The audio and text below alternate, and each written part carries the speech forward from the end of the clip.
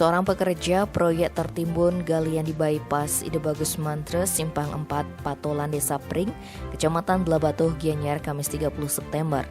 Korbannya bernama Ngakan Ketut Dana dari Dusun Kangin, Desa Tohpati, Kecamatan Banyarangkan, Kelungkung. Saat kejadian, korban tengah mengerjakan proyek pembuatan senderan milik Dinas Pekerjaan Umum Provinsi Bali bersama 7 orang rekannya.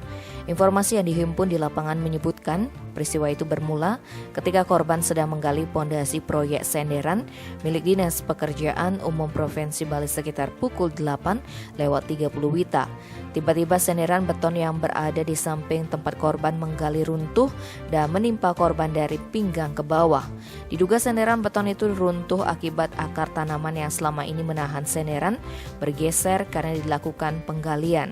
Salah seorang rekan kerja korban, Idewe Putu Widiantara, yang melihat peristiwa tersebut langsung mengeluarkan korban dari reruntuhan.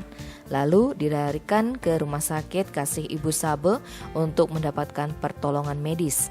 Diperkirakan korban hanya mengalami keseleo karena hanya bagian kakinya yang tertimbun. Kala BPBD Gianyar Ide Bagus Putu Suambe didampingi Kasih Kedaruratan dan Logistik BPBD Gianyar Igusti Nguradibio Presasta mengatakan korban dibawa ke Rumah Sakit Kasih Ibu Sabe. Tim Bali Express melaporkan.